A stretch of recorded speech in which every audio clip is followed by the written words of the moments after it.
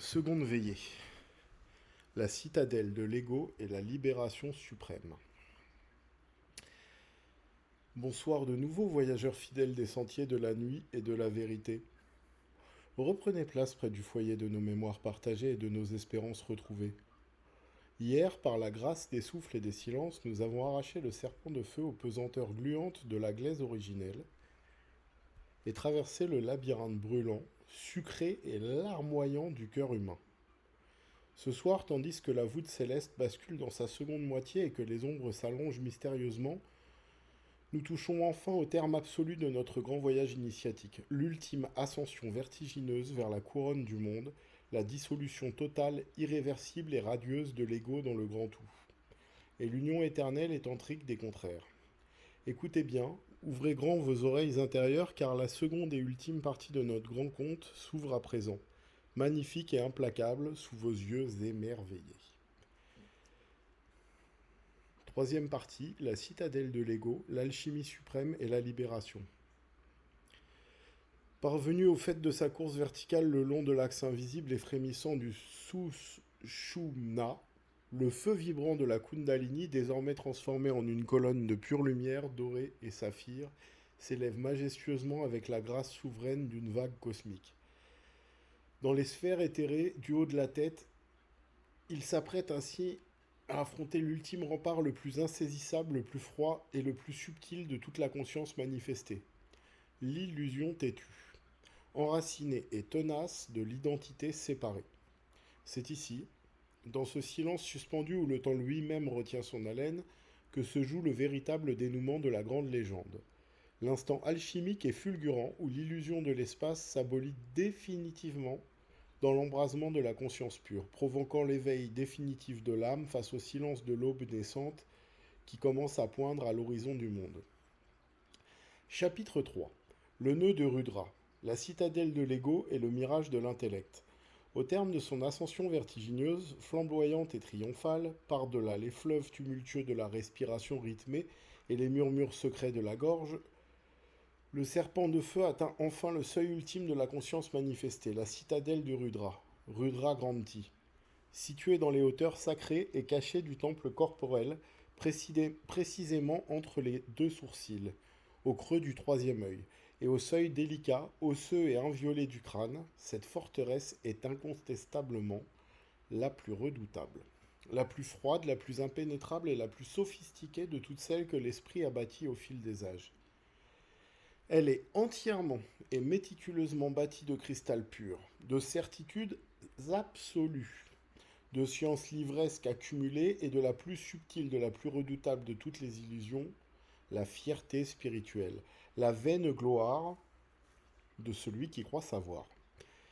C'est précisément ici, dans ce décor de cathédrale de glace, que l'ego, ayant habilement et patiemment vaincu la peur primitive de la mort et le désir dévorant de la chair, revêt les habits somptueux drapés de pourpre lourde, d'hermine et d'or massif du sage universel, du maître incontesté ou du penseur éclairé. Il s'installe en souverain absolu, tyrannique et incontesté sur son propre univers mental, croyant régner sur un empire de vérité éternelle. Dans cette haute tour de verre étincelante, l'esprit contemple le monde d'en haut avec une condescendance polie et hautaine, persuadé au fond de lui d'avoir percé tous les secrets mystérieux des étoiles, d'avoir décodé les lois du cosmos et de tenir la vérité absolue, pure et définitive, dans le creux de sa main gantée de blanc. Il analyse sans répit, classifie méticuleusement chaque fragment du réel, dissèque chaque atome de la conscience et s'admire sans vergogne dans le miroir poli de son propre savoir livresque. S'enivrant d'encre, de concepts complexes et d'orgueil pur, persuadé de sa supériorité éclatante et incontestable sur la foule des ignorants qui s'agitent en bas dans la vallée des larmes. Pourtant, ce magnifique palais de cristal étincelant sous ses airs de perfection géométrique n'est en réalité qu'une prison de glace transparente. Une geôle invisible dont les barreaux sont faits de ses propres dogmes, l'idée même du jeu, la conviction farouche et têtue d'être un individu séparé du reste du cosmos, un sujet observant froidement un objet extérieur y dresse son trône le plus imprenable, retenant l'âme prisonnière au seuil ultime, doré, et illusoire de la véritable liberté. Mais le feu souverain indomptable et brûlant de la Kundalini, parvenu à cette cime glacée après avoir consumé la glaise de la terre et les passions du cœur, frappe enfin à coups redoublés, puissant et régulier à la porte close de la conscience pure. Sous l'impact fulgurant, aveuglant et d'une intensité cosmique de la flamme divine, la forteresse de cristal se fend verticalement dans un craquement de tonnerre intérieur. Éclate en millions de diamants étincelants et vole en fine poussière d'étoiles étourdissantes, pareille à une pluie de comètes. Le tout dernier voile de la séparation. L'ego lui-même, si solidement accroché à sa tour d'ivoire, se volatilise instantanément dans un embrasement de lumière blanche immaculée, terrassant à jamais l'illusion de l'observateur. Il ne reste plus désormais ni maître ni serviteur, ni savoir livresque, ni sujet pensant, ni objet observé. Le serpent de feu s'est totalement fondu, dissous et unifié dans l'immensité silencieuse de l'espace infini, et l'âme, enfin éveillée de son long sommeil d'incarnation, s'abandonne tout entière au grand silence de l'absolu. L'alchimie suprême et la libération.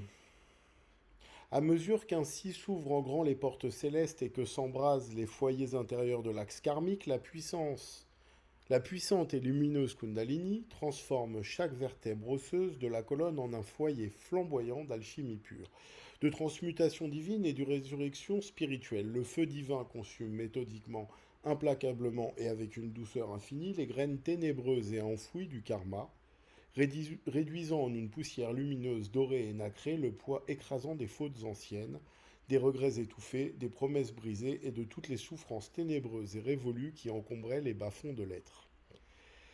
C'est l'alchimie suprême, flamboyante et mystique d'une nuit d'été.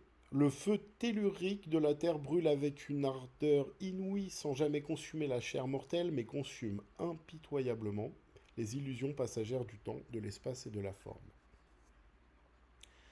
Les 7 centres d'énergie et de lumière, les 7 chakras majeurs le long du mât vertébral, s'ouvrent les uns après les autres sur son passage triomphal.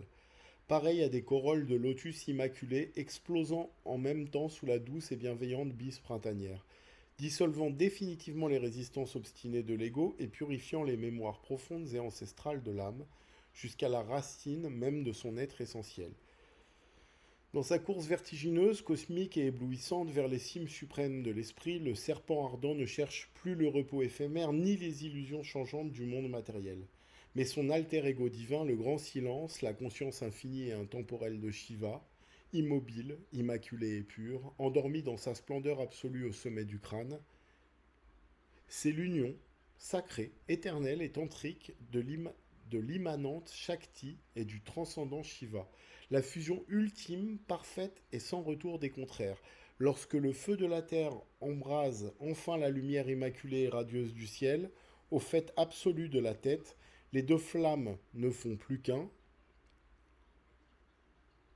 Un cataclysme de paix profonde irradie et baigne tout le cosmos intérieur et extérieur. Le voile épais de l'illusion, la grande Maya universelle, se déchire à jamais en 1000 lambeaux, chatoyants et colorés, et la roue impitoyable du samsara et du temps cesse à tout jamais de broyer l'esprit et la conscience.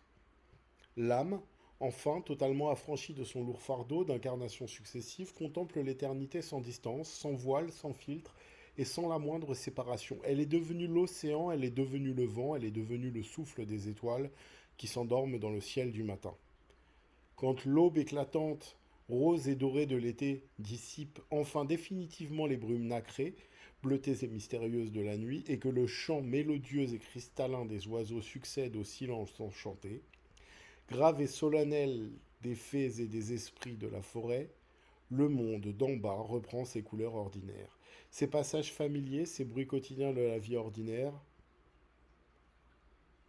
les hommes s'éveillent de leur sommeil terrestre, croyant aveuglément retrouver la même vie monotone, les mêmes soucis insignifiants, la même course vaine, au milieu des apparences trompeuses du quotidien. Mais pour celui qui a contemplé de ses yeux intérieurs et vu le serpent de feu traverser triomphalement son axe karmique et ses 3 grands nœuds sacrés, le temps n'a plus aucune emprise. Et les frontières illusoires du monde ont volé en éclats pour laisser place à la vérité nue, simple et éclatante. Le feu intérieur s'est apaisé, se muant définitivement en un vaste océan de paix immobile, et le cœur bat désormais au rythme majestueux, libre, cosmique et souverain de l'univers tout entier, porté à jamais par le souffle intemporel des grandes légendes et la grâce indestructible, rayonnante et lumineuse de l'éveil suprême.